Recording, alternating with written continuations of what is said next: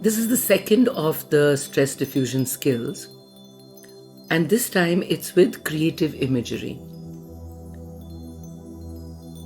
Stress and pain are mysterious, very mysterious. A lot of times we don't understand them. And here I'm referring to physical and mental or emotional stress and pain too. Pain and stress that is associated with memory of past events. Even though no one wants to exaggerate their pain, some people can have strong reactions when confronting memories from the past. These skills that are aimed at stress reduction are primarily about making this transition gentler. We want to encourage the gentle way of insight and understanding instead of a loud and dramatic catharsis. So one powerful way to do that is through creative imagery. Creative imagery has great power because it permits people to start making choices about what they experience and how they would like to feel about it. With every new choice that they make, they can free themselves from the hold that negative emotion has had on them. The more choices, the more freedom. As I shared in the first episode of this series, and if you haven't heard that, please do listen, that our stress reduction points are on the forehead. This is our executive brain, our forehead, and the part of us that makes aware choices. So when we place our full palm spanning our forehead, we are touching these points. Just a mere light touch alerts the neurons and activates these thoughts and ideas which are new. When you also hold the occipital area in the same way, you are going to bring up past memories, but not in a stressful way. You're going to be able to do it gently. And by occipital, as I said in the first skill that I mentioned, the occipital is the back of your head, the little bulge you have at the back of the brain. This is called the occipital holding and is marvelous for stress diffusion and moving away from the past and towards more choice.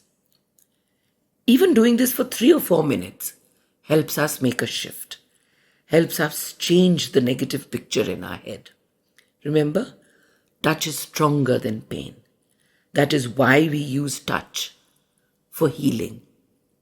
Every time we hurt ourselves, when we knock our knee somewhere, the first response is to touch our hand on the knee, isn't it?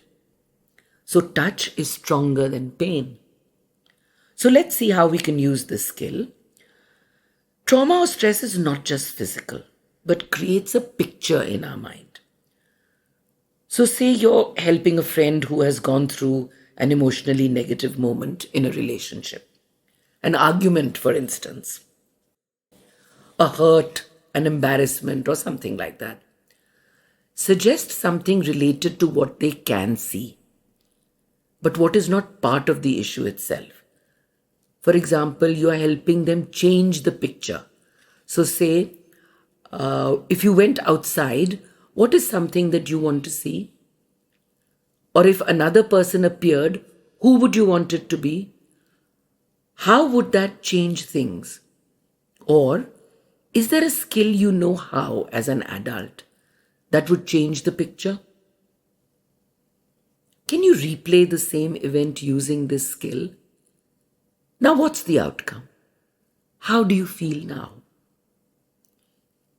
All this while that you're saying this to your friend, you're holding the front and the back of the head, the full palm in front and at the back of the head.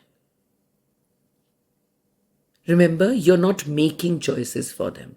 They are. You are just facilitating them to change their negative, stressful memories and images that are attached to those memories. When a stressful event happens to us, we react in a certain way. Most times we suppress the hurt and pain we feel. and make a choice to only react in a negative way. Because we don't know any other way. We don't know what else to do. But as the stress is reduced by holding the front and back of the head, just holding, the brain can bring up other options. Options that honor your power of choice. Did you know that making changes in the present, you can change the past also? So try this exercise. It's simple and yet very powerful. And let me know how that works for you. Have a positive and choice-filled day ahead.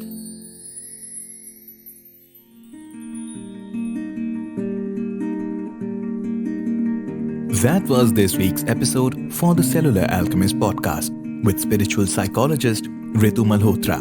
Don't forget to follow the podcast on your listening app so that when the new episode drops, you do not miss out on the chance to change your life by changing your beliefs.